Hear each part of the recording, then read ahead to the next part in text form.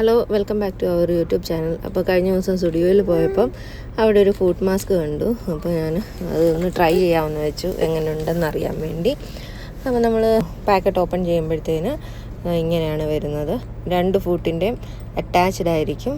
അപ്പോൾ നമ്മൾ പയ്യെ ഒന്ന് എടുത്തു കഴിഞ്ഞാൽ അത് കീറിഞ്ഞ് വരും. നമുക്ക് ഓപ്പൺ ചെയ്യണമെങ്കിൽ അത് സിസേഴ്സ് വെച്ച് നമ്മൾ കട്ട് ചെയ്തെടുക്കണം, എന്നാൽ മാത്രമേ നമുക്ക് ഓപ്പൺ ചെയ്യാൻ പറ്റത്തുള്ളൂ. ഇപ്പം തന്നെ എൻ്റെ കാല് ഒത്തിരി ഡ്രൈ ആയിട്ടിരിപ്പുണ്ട്. ഇത് യൂസ് ചെയ്യുമ്പോൾ എത്രത്തോളം ഇത് എഫക്റ്റ് ആകുമെന്ന് നമുക്ക് നോക്കാം. അപ്പോൾ ഇതിനകത്ത് പറഞ്ഞേക്കുന്ന ഒരു 15 to 20 മിനിറ്റ്സ് നമ്മൾ റാപ്പ് ചെയ്ത് വെക്കണമെന്നാണ് ഇവർ പറഞ്ഞേക്കുന്നത്. പിന്നെ ഇതിനകത്ത് അവർ മോയ്സ്ചറൈസർ ക്രീമാണെന്ന് തോന്നുന്നു യൂസ് ചെയ്തേക്കുന്നത്.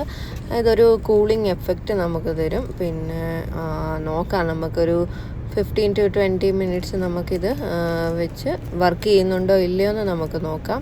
ഇത് ടൈ ചെയ്യാനായിട്ട്, അതായത് ഒരു ടേപ്പ് പോലെ അവർ കൊടുത്തിട്ടുണ്ട്.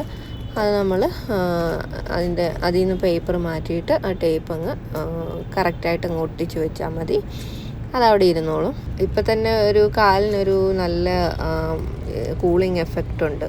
അപ്പം 20 മിനിറ്റ്സ് കഴിഞ്ഞു. ഞാൻ 25 മിനിറ്റ്സ് ഞാൻ വെച്ച് നമുക്ക് തുറന്ന് നോക്കാം. തുറക്കുമ്പോൾ തന്നെ നമുക്ക് ഒരാശ്വാസമാണ്, കാരണം അത്രയും നേരം കെട്ടി വെച്ചേക്കുമല്ലയോ. ആ മോയ്സ്ചറൈസർ എല്ലാം നമ്മുടെ കാലിൽ അബ്സോർബ് ആയിട്ടുണ്ട്. ഇപ്പം ചെറുതായിട്ട് സോഫ്റ്റ്നെസ് ഒക്കെ ഉണ്ട്. അപ്പം ഇത് നല്ല എഫക്റ്റ് ഉള്ള ഒരു ഐറ്റമാണ്.